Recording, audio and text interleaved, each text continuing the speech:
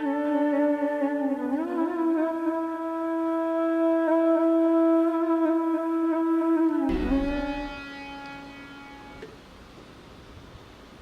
chant some of Puja Gurudev's names and we'll add one more tonight.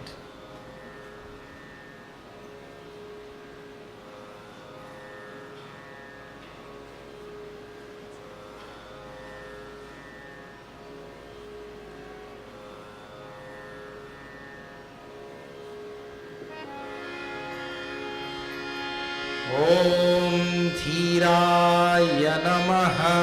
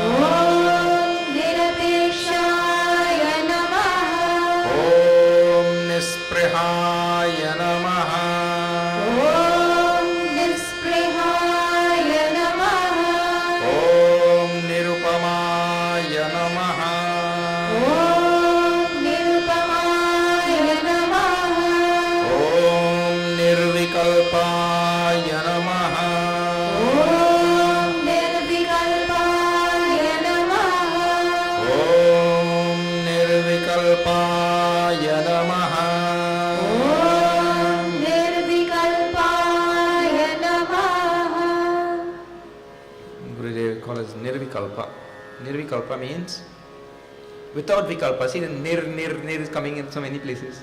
I tell you, nir means without. So he's without vikalpa. Vikalpa is any disturbance, agitation, modification, change, any such oscillation. All of this is called as vikalpa. Where in the mind we are talking about, right?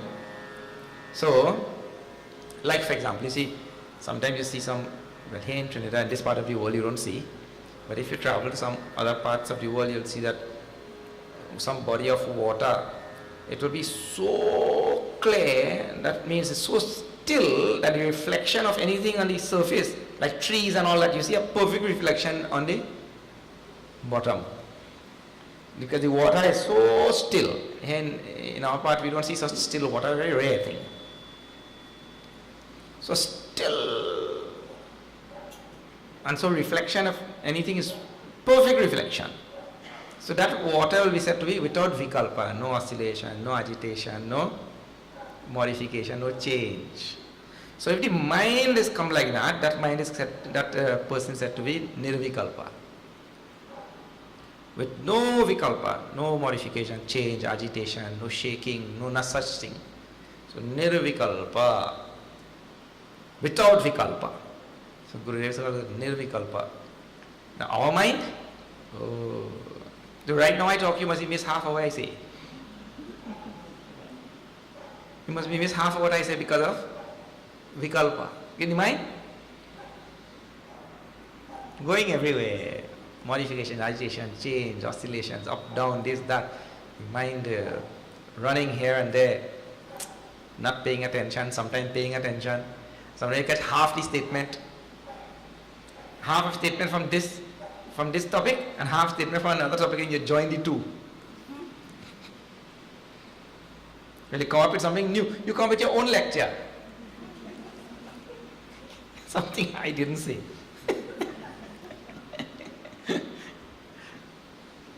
So, nirvikalpaya namaha is called as nirvikalpa, without any vikalpa. That's the state we should aspire for, strive to reach.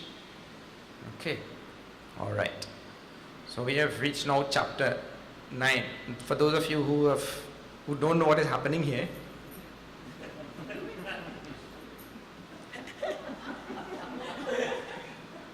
we are seeing 108 days yagna in 108 temples across Trinidad and Tobago.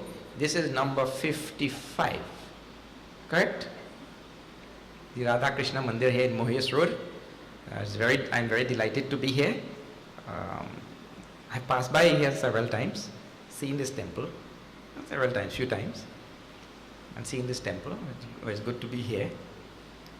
I want to say also that the members of this temple and the executive and all the organizers, you are the most blessed temple member that we have been to so far in 150 out of the 55. You are the most blessed because after staying up in the night and having Shivaratri celebrations, till you all have the stamina, the inner strength and devotion, dedication to organize this yagna, this night of this yagna, the day after Shivaratri. You are truly blessed.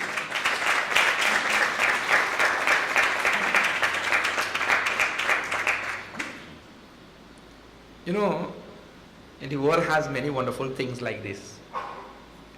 There's a program I've seen at some place where, not in this country, or some other country, if the NGO, non-governmental organization, raises $1, the government gives $3.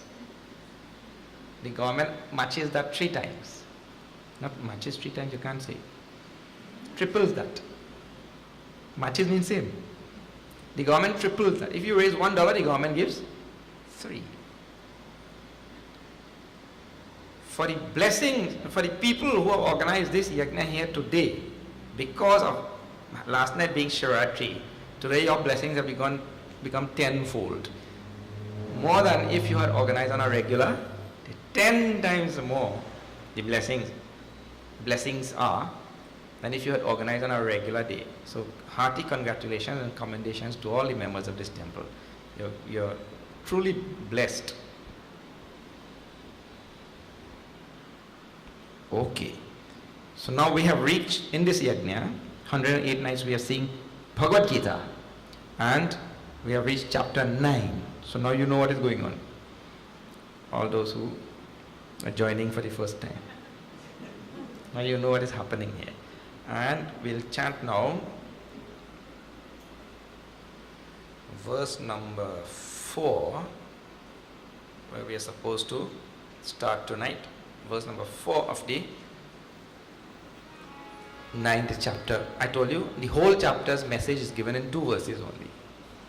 What is the rest of the chapter then? The rest of the chapter is just commentary, elaboration, or eulogy, prashamsa, jnana prashamsa, praise of the knowledge. Okay, of the basic fundamental teaching which is given here in these 2 verses. Now we'll see these 2 verses.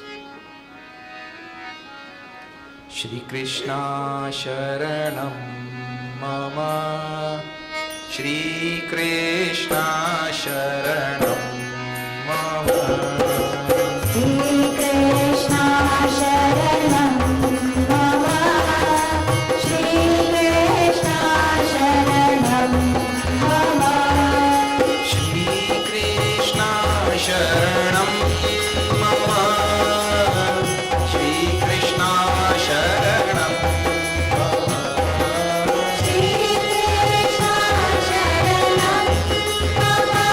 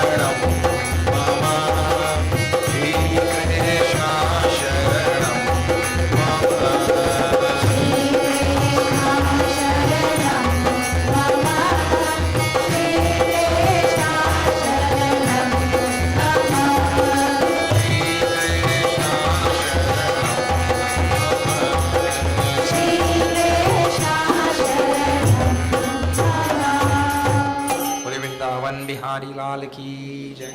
Okay, now before I tell you the meaning of these two verses, let me tell you one more thing. These are two of the most difficult verses in Bhagavad Gita. But don't get frightened. The verses are difficult, one thing. Second thing, these two verses teach the very fundamental teaching of Upanishads. And so, if you really get these two verses, you get the teaching of Upanishad, that is one. If you don't get it, don't worry, because you are not going anywhere, Bhagavan is not going anywhere, and Bhagavad Gita is not going anywhere. Because we are eternal, Bhagavan is eternal, this teaching is eternal, it's called as Sanatan Dharma, right? This teaching is eternal, and we have all the time, we'll come back and we'll do it again.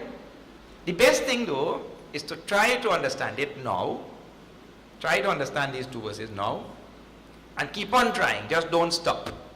Then we will not reach anywhere. You have to keep on trying. So, I'm going to tell you literal meaning, then we'll go very deep into these verses.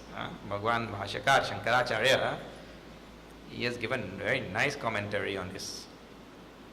Now see, first part, in simple language. Maya tatamidam sarvam jagadavyakta murtina. Bhagavan said, I pervade this whole world in my unmanifest form. And in Sanskrit language, the language is more often than not expressed in what we call as passive mood. For those who are linguists and all, it is given in passive mood. A passive mode. Why it is given in passive? Actually, it suits the teaching also. What does it mean of passive now? In language, in English language also, there's two, passive and active mode. Voice, it's called in English voice. So, I'll give you an example. That will make it easy for you to understand. I want you to understand these verses, how Bhagavan is talking and how Vedanta is expressed. That also is very important. Because sometimes the mode of an expression tells more than the expression itself. So now see. I ate the food. I ate the food. In English that is called as active voice. The food was eaten by me. That is called as passive voice. Now the meaning turns out to be same or not. I ate the food. That is called as active. The food was eaten by me. That is called as passive. So the language of the Upanishads and the language of Bhagavad Gita more often than not is like the passive one, not the active. So the example will be right here, just given. In this Bhagavad Gita, Bhagavan is saying, Maya tatamidam sarvam. This is passive. I pervade this whole world. That will be active. This whole world is pervaded by me. That is passive. So Bhagavan is given passive. You know why it is given like that? And this is a very, very deep and profound philosophical point. Why it is given most time in passive rather than active? If it is given in active, then it will indicate that Bhagavan is a doer, a karta, one. It will also indicate that things had a beginning. Because if you are going to do something, you have to do it in time and space. So if I eat the food, I have to eat it at a certain time, and I have to eat it at a certain place. Past active requires a certain time and space. Like here now, the whole world is pervaded by me.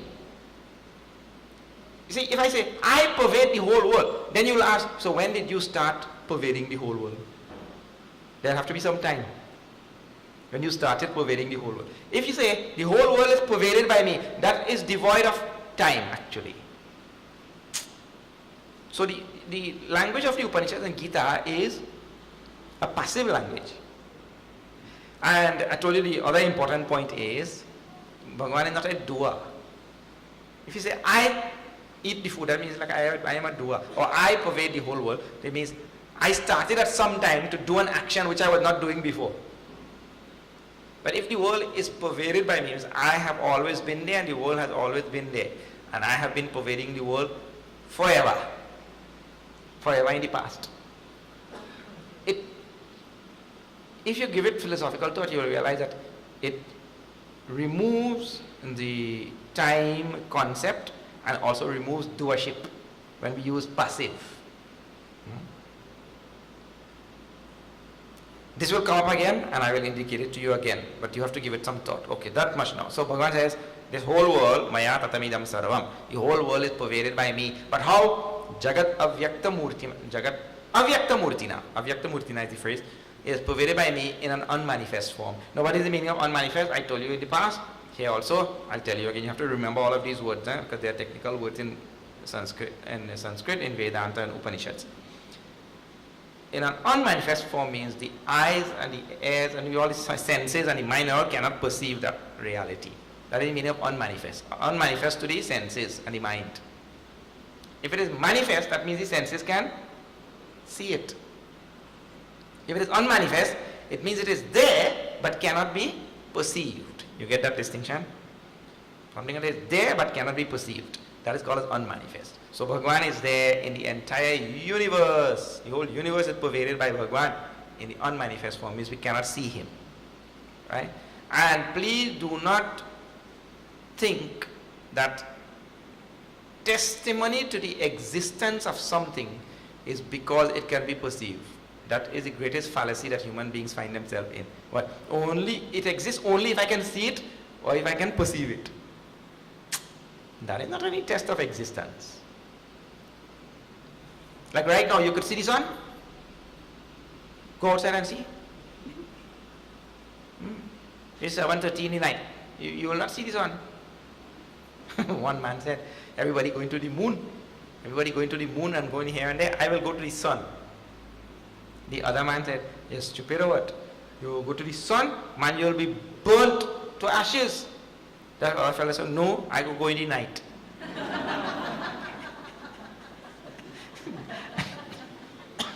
That is foolishness. Now, if you go outside, you can't see the sun. But because you can see the sun, based on that, can you conclude that the sun is not there? You can't conclude. Because you can see that doesn't mean to say it is not there. One professor come in the class and telling all the students, he was an atheist. You know, was an atheist, one who doesn't believe in God. He came in the class and he was telling this all students. Well, there's so much of problems going on in the world and nobody is ending these problems, and people going on talking about God and you're all powerful and you're all knowing and this and that. Why doesn't he remove all these problems? Professor is telling, that means to say there is no God and he can remove nothing. And the other thing is that nobody has ever seen God. Can you tell anybody has ever seen God? He asked in that class. Anybody has ever seen God? You know anybody who's seen God? Well, nobody said anything, He said, on that basis we conclude that there is no God. Nobody ever see him. They have all the problems. Nobody ever remove all his problems. Nobody can remove all his problems. All such disaster and calamities and catastrophe and all things happen in the world. Catastrophic events. Where's God? There is no something like God, the professor was saying. One student get up and he said, well, anybody has ever seen this professor's brain? Nobody said nothing.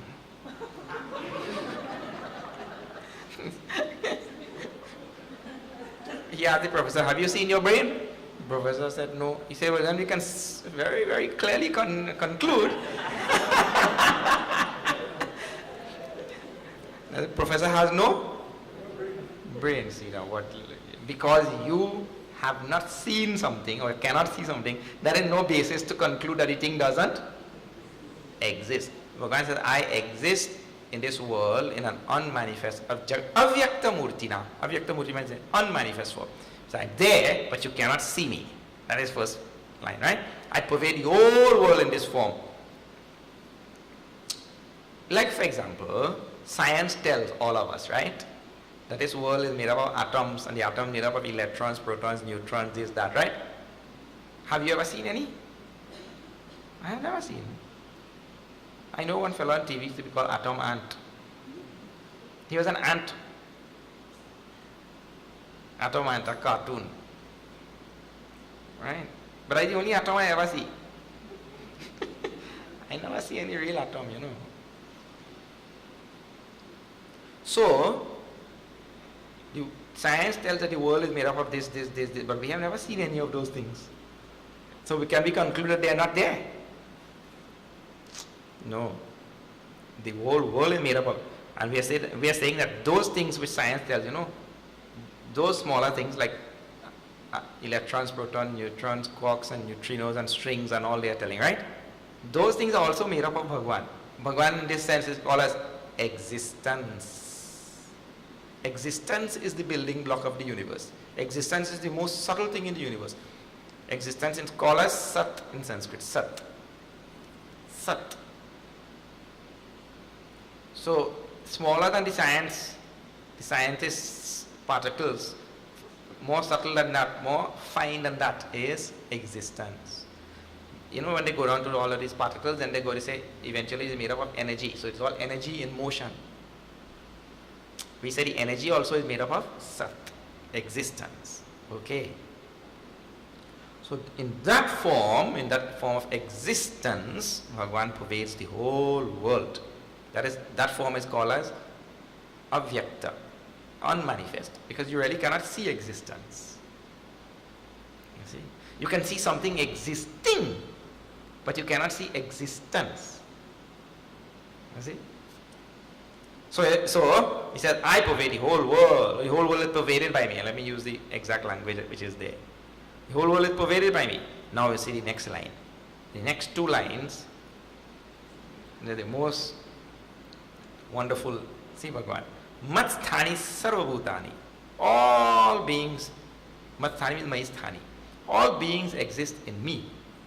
All beings exist in Bhagavan. Right? Next pada. Nacha aham teshu avastitaha. But I don't exist in them. All beings are in me, I am not in them. Now see the next line. Najamasthani bhutani. No beings exist in me. But you just said all beings exist in you.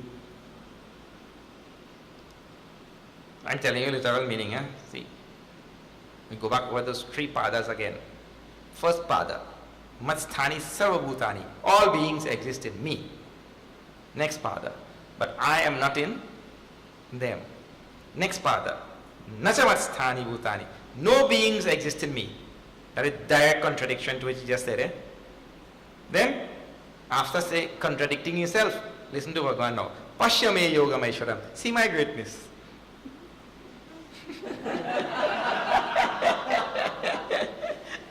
After saying two directly contradictory things, then he said, see my greatness. This is a wonderful thing. Pashyame yogam aishwaram. See my greatness, my grandeur. Then last line is two padas. Each line has two padas. Last line now, see. Bhuta bhrinna cha bhutasthaha. I am the sustainer of all beings. Bhuta mamatma bhuta bhavanaha. I am the originator of all beings. So sustainer and originator of all beings. Now, how will you understand? So this is a technique which is used throughout the Upanishads to get people to start thinking. What? By saying contradictory things and right next to each other. Right? And I'll give you. You know, we use this in ordinary language also. Please don't think that it is something which we don't use. We use this as a technique in ordinary language also.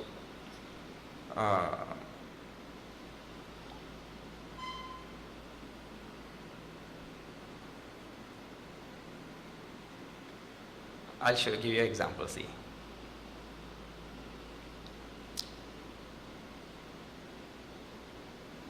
Sometimes people use it sarcastically, like this. I meet a person in Toronto. He's from Trinidad. I meet him in Toronto. I say, hey, how you reach here? Here, I walk. No. You know that the statement which he just made is not true. But he gave such an answer to get me thinking, naturally I flew. Wait, what do you think? I come by boat?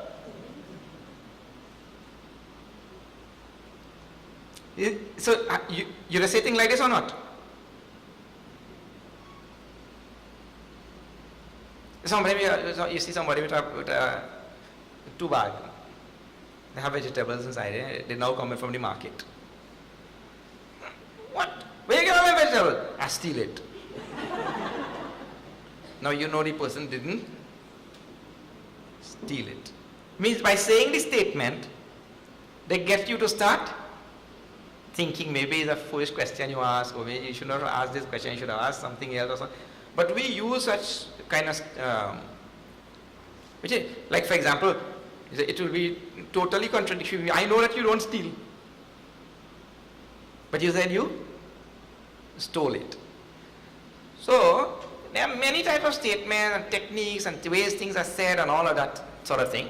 But these statements now, Bhagavan Shankaracharya explains them very nicely. Bhagavan Shri Krishna is trying to make us think philosophically. And so he makes these statements. So on the first statement, what is that? Matsthani sarva bhutani, all beings exist in me. It means that without Bhagavan, there will be no being in the universe. Like for example, without ocean, there can be no waves. There will be any waves if there were no ocean. So the ocean can safely say that all waves exist in me. So there are two things. One is wave and the other is ocean. But in addition to these two things, there is a third thing. That third thing is called as water. Now you have to see the whole idea of dependence in all of this. Which is independent and which is dependent? Ocean is dependent on wave, or wave is dependent on ocean? Think, huh? See, ocean can be there without wave, isn't it? So wave is dependent on ocean. There are some places in the world I have been where the ocean has no waves. If you go to Rameshwaram in South India, I've seen some parts in Rameshwaram absolutely calm. This is where Bhagavan Sri Ram built that Shiva Lingam and did puja for Lord Shiva before going to Lanka. I have seen that ocean so calm. I was wondering, is that ocean or is that a lake? No wave. The first time in my life I see the ocean without wave. Because you know, in our country here, wave dangerous, man. So, like yesterday, you should have asked somebody. Yesterday we did Visarjana of Shiva Lingam in Manzanilla. So two of these chicks went to do Visarjan. They touched the water with their foot there first. And they tested out and all, Scared.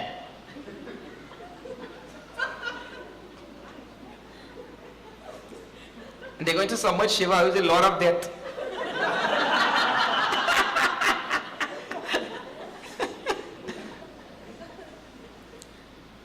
So, come back to the point. I'm telling you about dependence. Waves depend on ocean, but ocean does not depend on wave. You can have ocean without wave, but you can't have wave without ocean. Okay. Now, one more step. I told you the third thing is water. Right? You can have water without ocean, but you cannot have ocean without water. You can have a bucket of water, right? No ocean. So you see the steps in dependence. Wave is dependent on ocean, but ocean itself is dependent on water. So the only independent thing there out of the three of them is water, isn't it? Because ocean itself at some point become, even though in the first two, wave and ocean is independent, but from another standpoint now, ocean and water, ocean itself becomes dependent. The only thing that is independent now is the water. Now this universe is just like that also. The last final independent thing is Bhagwan. Everything in this universe, this is dependent on this is dependent on that is dependent on that, but in the final analysis there is only one thing which is independent. An independent reality, which doesn't need any of the others to exist. So in the first phrase here, Matsthani Sarva Bhutani, all beings dwell in me, they are dependent on me. Without me, all beings dwell in me. Like all waves dwell in the ocean. Or all oceans dwell in water. Without water, no ocean. This is the first thing. Then he said, next phrase. Naja aham teshu avastitaha. I do not dwell in them. I do not dwell in them means what? It means to say, I am not affected or touched. Bhagavad word is there. Asamshleshaha. This is a Sanskrit word for that. Asamshleshaha means I am untouched by anything which is going on in this world. Now, see for example, in the ocean, waves are lashing against the shore. If they are a rocky shore, if you have to go to some parts of like South America or even in California in the United States and these places, they have rocky edges, right? And that wave comes and lashes against those rocky edges and all, right? So you think the water does get hurt? When the wave lashes against the edge, rocks, does water get hurt? And the next day you see water with band-aid, plaster of Paris, with a stick. Second thing is, water doesn't get hurt, it doesn't get diminished. You see, tides rise, tides drop. Tides rise, tides drop, right? But water doesn't get more or less. It is the same amount of water. The amount of water on the earth is constant. That doesn't get more or less. You may see that it is rising and dropping.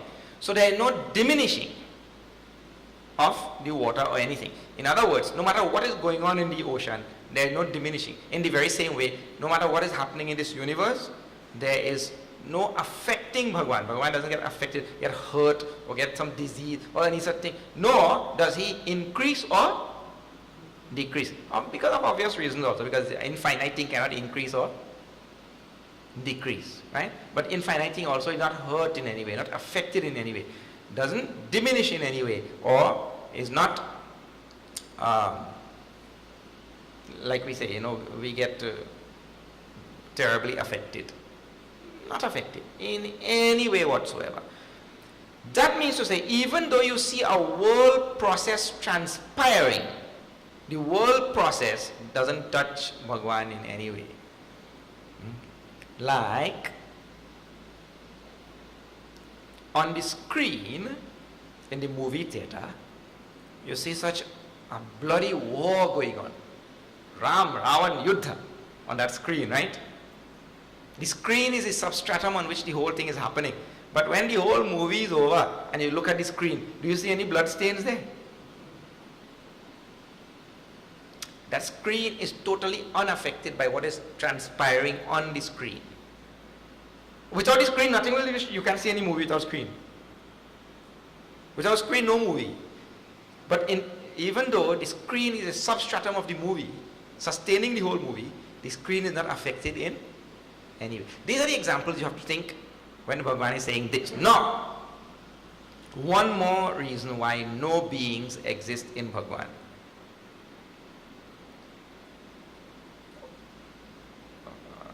Let me go back there. First statement. Matsthani sarva bhutani. All beings exist in me. Nateshu avasthitam. I am not in them. I don't exist in them. But next statement says now, Nachamasthani bhutani. No beings exist in me. So now how to understand this thing? If you really go down to the level of water, H2O, and you ask an H2O molecule, do you know you have ocean in you? So what the H2O molecule will say? What ocean are you talking about? Look at me now, I am only H2. Oh, I have 2 hydrogen and 1 oxygen. And when I look inside of me, but I not seen any ocean. Where it have ocean? When the H2O looks at himself, all he sees is 2 hydrogen and 1 oxygen. He doesn't see anything else. He doesn't see solid, liquid or gas. At the fundamental level of H2O, there is nothing but H2O. There is no solid, no liquid, no gas, no ocean, no wave, no nothing. The idea is, if you could really get to the fundamental level of this universe, and this is the highest teaching of Vedanta, if you could get to the fundamental level of this universe, there is no universe. And that may be very difficult for you to stomach. But that is exactly the teaching of the Upanishad, and that is exactly how it is. And do you know, science will soon come to discover that also. When science goes into this wall, they realize they have no wall there.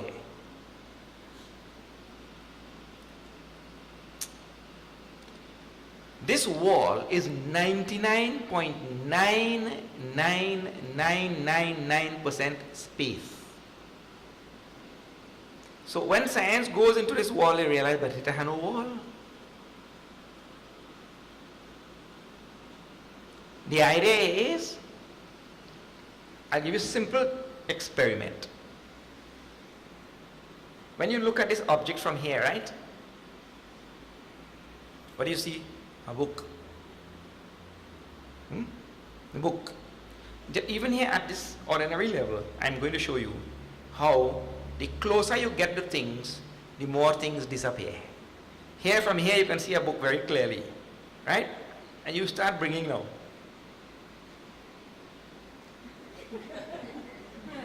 But at that level, what do you see? Nothing. Your eyes become blank out. Blanked out. Anything in this world, from distance you can see where it exists.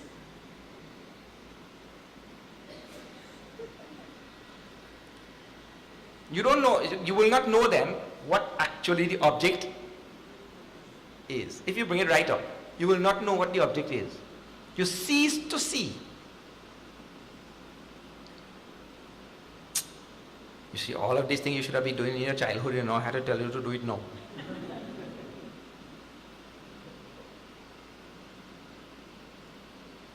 In the very same way, when we go, see, again childhood, you should have been. One man selling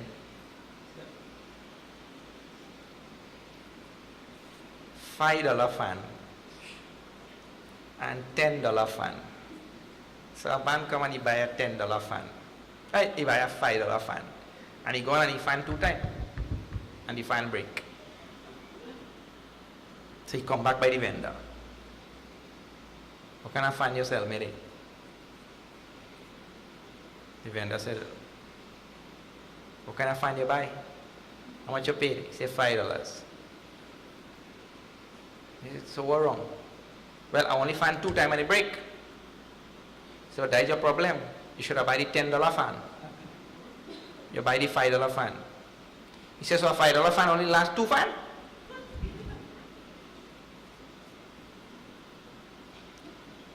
He said, no, it lasts forever. But you don't know how to use it. So how am I supposed to use the $5 fan? Like this.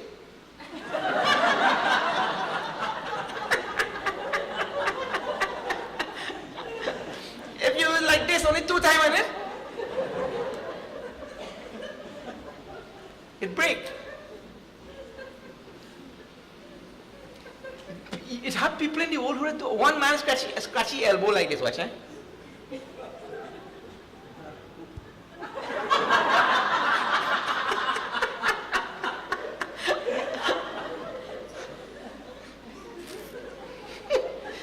Scratchy palm and put it on the elbow. How your elbow is scratched like that?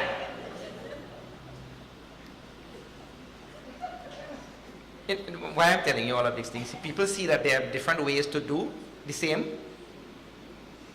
thing, they think. But in this case, if I bring the book up like this, I cease to see the book, correct? That same thing can be done in the other way. If I keep the book there, but I move my... So either I move the book, or I move my eyes. But the effect will be same.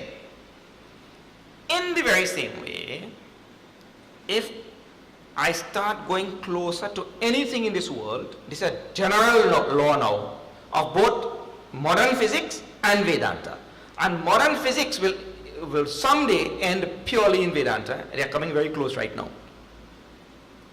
And that's why I keep telling, they go on spending billions and billions of your money to discover some little foolish thing which they could have buy a Upanishad for $2 and discover the same thing. Yes. Now science is telling there is no such thing as Big Bang Theory. The world is eternal. I be telling you could have buy Upanishad for $2 and find out that. The world has always been there.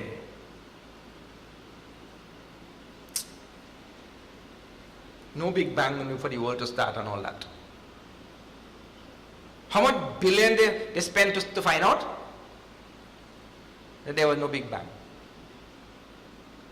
So anyway, now the general law of physics and what physics is now coming to find out, and Vedanta, which is there in the Upanishad, anything you go looking deeper and deeper and deeper and deeper into, starting from outside here,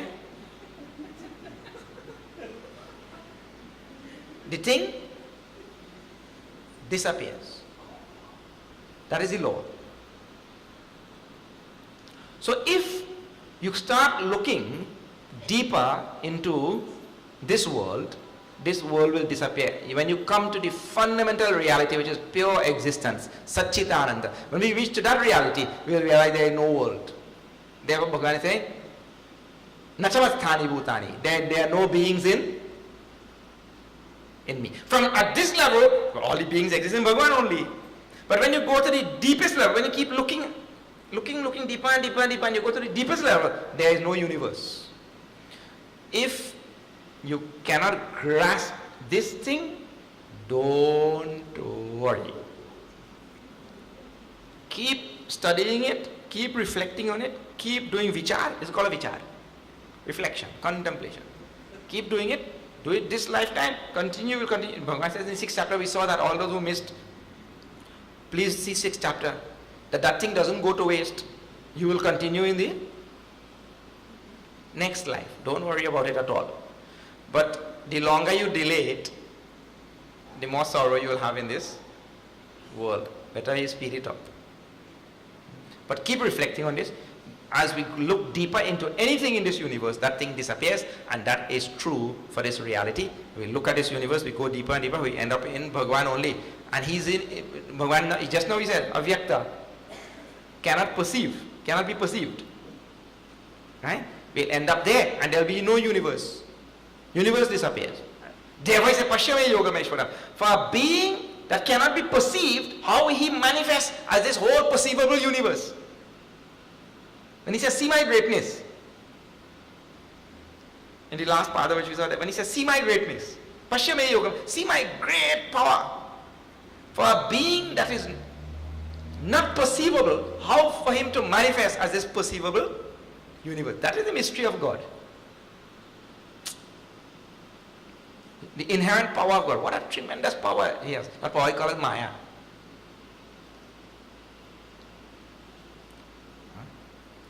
So, now see, one more thing I must tell you. We have not finished studying these three padas really, in effect they are. One is, Matsthani sarva bhutani, all beings dwell in me. Nateshu avastit. Nateshu, nacha aham teshu avastita. I don't dwell in them. Then, next statement, nacha matsthani bhutani. There are no beings in me. These are only 3 padas out of the whole 8 padas. Only 3. This is where the essence is, in those 3. And I have just talked about them to you. But this is not the end of study of those 3 padas. Those 3 padas will take this lifetime, and the next, and the next, and many more lifetimes. But you have been initiated, you got Diksha today.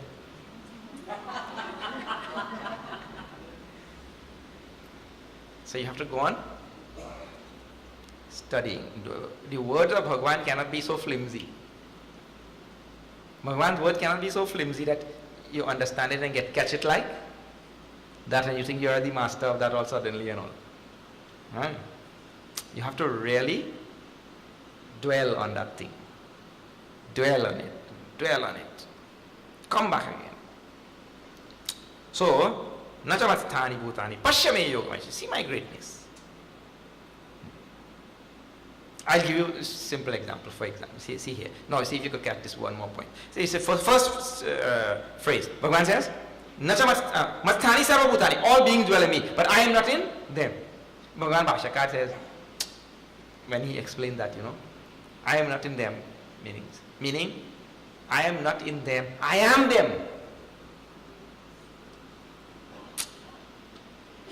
You see, there's a pot and there is juice in the pot. So the juice is contained in the pot. Right? So when Bhagavan says, I am not in them, he means to say, I am not contained in anything. I am the thing. There's a difference now. I am not in things. I am the thing. This is one more interpret. Now see, you could go on in seeing Bhagavan's words from so many angles. But you have to take guidance in this. You don't want to make up your own thing. Otherwise you'll come up with real fantastic theories and all. That will be our next comedy show. Don't make up your own things. You have to study from the Sampradaya. Alright. He says, Bhuta Brinnacha Bhutastaha Mamatma Bhuta Bhavanaha Mama Atma. Myself, the self of God, is the origin of all things. Means all things in the universe is made up of God. There is nothing in the universe. That's why there is nothing in the universe which is what we say, of no value. Everything in the universe is of some value. It may not be of value to you, but it will be of some value for somebody or someone. You see? So everything in the universe has some value, has some importance, because everything in the universe is made up of God. Like you may not, sometimes one more thing about that, This is a wonderful thing I tell you. Sometimes that thing is of value to you also and you don't know. Like for example, we think that these virus and bacteria and all of them fellas, they have no value to us, So we get rid of all of these bacteria, kill bacteria. But bacteria is of great value too. So without them we cannot survive. So you may think it is of no value.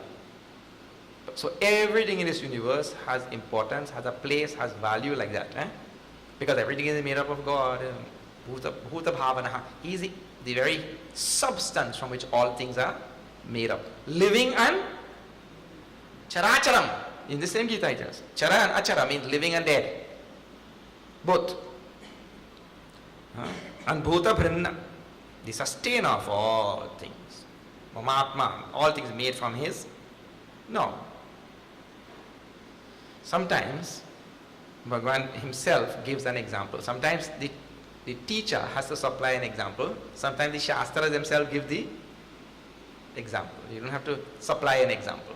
So Bhagavan himself gives an example in the next verse now. See his example.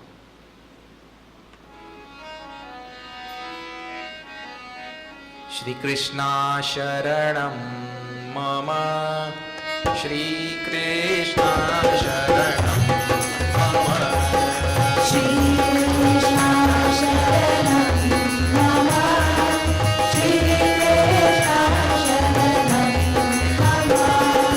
Shri Krishna Sharanam Mama, Shri Krishna Sharanam Mama, Shri Krishna Sharanam Mama.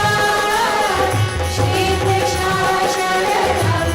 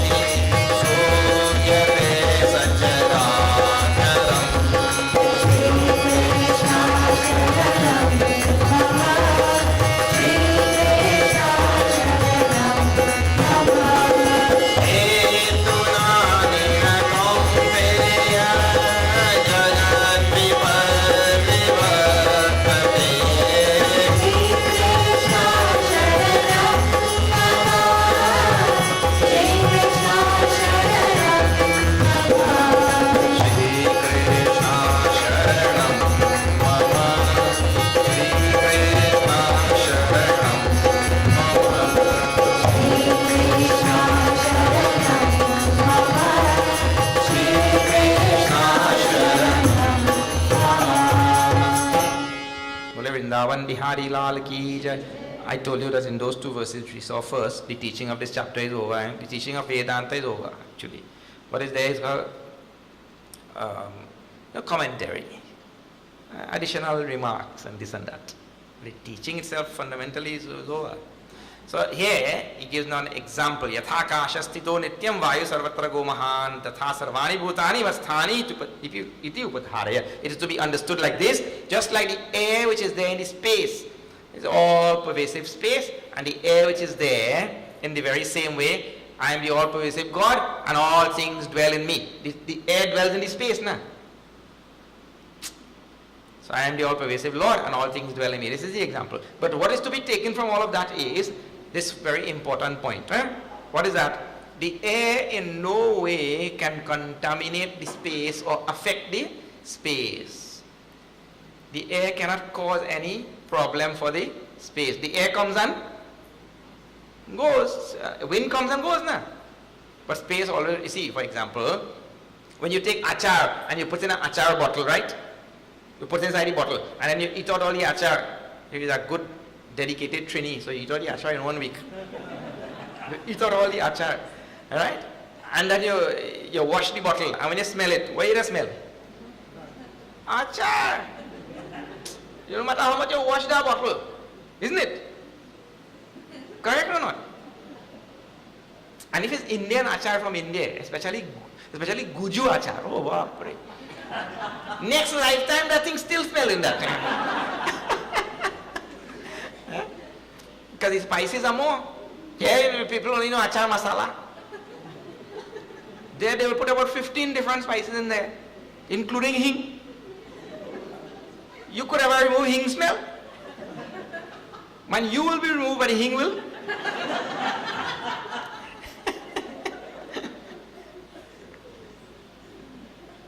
So, that thing which is put in that bottle affects the bottle and you could never get that smell out. But this air which is passing through the space, no matter what foul smelling air or sweet smelling air that comes or goes, when anything has come and gone, the space remains unaffected, untouched by anything in the air. That is the idea. Idea.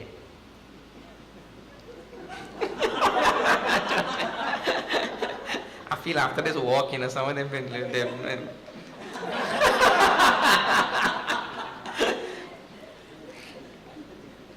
Anyway, so this example is given there. So the idea to be taken from the space and the air is that the air cannot really touch the space. So the existence of this whole universe in Bhagwan doesn't touch Bhagwan in any way. So you see good things going on in this world, you see bad things going on in this world. We saw previously in 3rd chapter and all that kind of thing. And 5th chapter. Bhagwan doesn't take anybody good karma or bad karma. It's good karma or bad karma doesn't affect.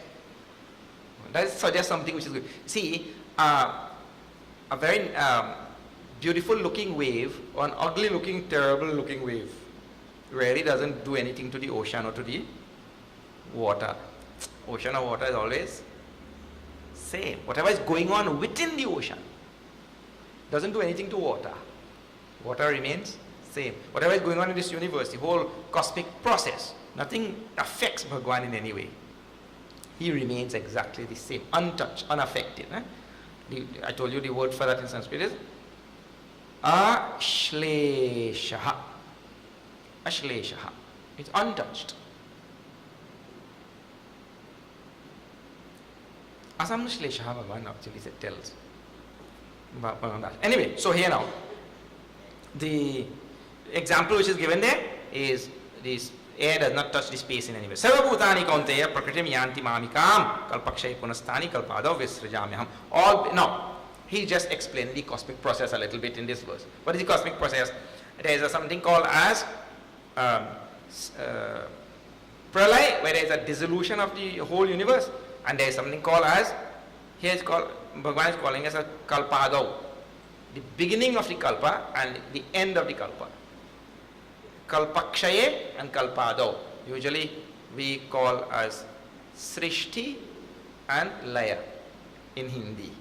Srishti and Laya, right?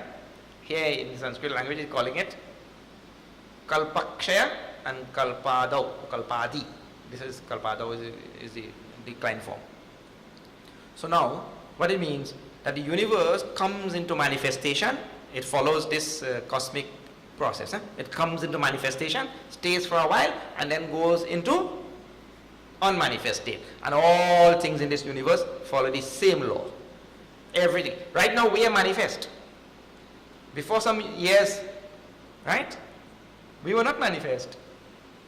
Like for example, before the person got married, there was no child manifest in the house. After they got married, some child came there, got manifest. But that child was born in that year, 1985. The child will be there forever. Again will go into unmanifest. So every individual object in the universe is going through the same process, but the whole universe in total also is going through the same process. The whole universe gets dissolved, and again the whole universe gets manifested at another time. So this is called as, when it is getting manifested, is called as Kalpadi. Kalpada is 7 case. Kalpadi means it is the beginning of the whole Kalpa. Everything starts getting manifested. And Kalpakshaya, the demanifestation, getting all dissolved. So he says that all beings get manifest from me, and they also dissolve into me. And the whole process is there because of me only. Sarvabhutani Kaunteya Prakritim Yanti Mamikam. They come from me and again they return into me. This is also comes in the Kaivalya Upanishad. Mayeva Sakalam Jatam Mayam Sarvam Mai Eva Sarvam Pratishtitam. All things Mai Sarvam Layam Yati. All things come from me, stay in me and dissolve in me. Who? Bhagavan. Like all waves come from the ocean, stay in the ocean and dissolve in the ocean. This is the idea. Eh? Prakritim swamavashtabhya visrajami punah punaha. I keep this prakriti intact. This nature of mine, I keep it intact. And this nature of mine is doing all of this. I keep it, I hold it together. And it is performing all of these feats and functions. What? Visrajami means I make it, because of Bhagavan's presence, I make it manifest all things. Again and again. Bhuta grama mimam krishnam avasham prakate vashat. All being, you and I, we are helplessly coming into manifestation, helplessly being born in other words, and helplessly dying. You have no choice in the matter, isn't it? You put in an application online or what? To come here? Huh? Or did you put an application online to leave? What time you want to leave? I want to go on the 6th of December 2030. Anybody put? Helplessly, you don't know when you came. You didn't put any application. And when you will go also. That's called avasham. Avashaha, he says here. Avasham prakriti vashat.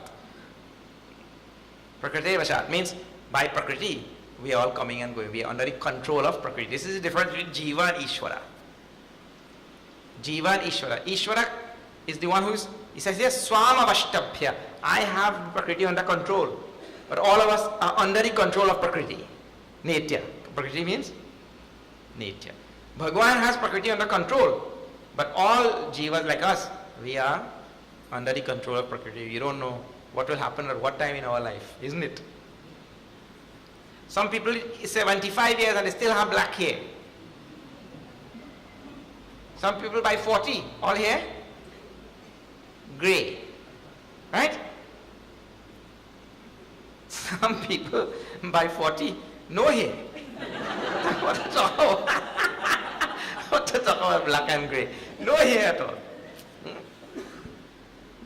So you go and buy a wig.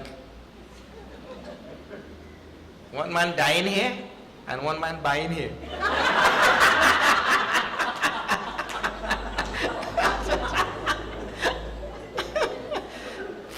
These English words and all, I tell you, very nice.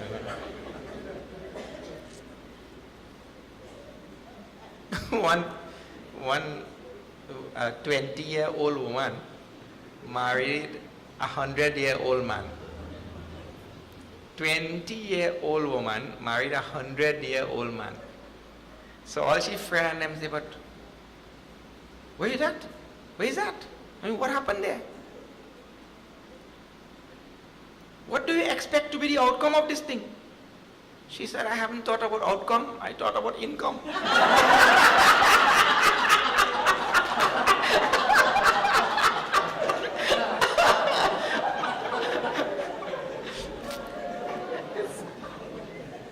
See how this English language is also wonderful, I tell you. Alright, anyway. So,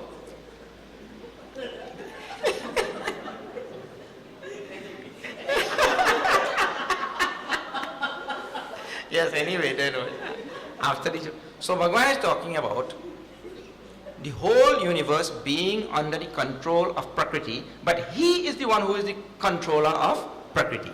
Means he is the only free being. And until that we have come to the realization that we are one with him and we are of the same nature. His nature is Satchitananda, my nature is Satchitananda. I will always be under the control of Prakriti. Only when I merge with him, then I become free from the control of Prakriti. And this Prakriti is what makes us come here again and again. And we die again and again, come back again and again, die again and again, as though we have no choice in the matter. The liberation which is spoken about in our Shastras is our choice in the matter. Moksha or Mukti is our choice in the matter. Only the one who pursues this and achieves this liberated state has really actualized his choice. The vast majority of humanity, they don't take the choice. They just become helpless victims to Prakriti. So, Bhuta Grama Imam Kristam Avasham Prakritehe Vashat Prakritehe Vashat Namam Nachamam Tani Karmani Nibadnanti Dhananjaya Udasina Vadasinam Asaktam Teshu Karmasu. Bhagavan gives another idea in that verse. And in a couple more verses, we'll see that other idea change tomorrow. There is the idea which came up already, but he's just reiterating in this chapter.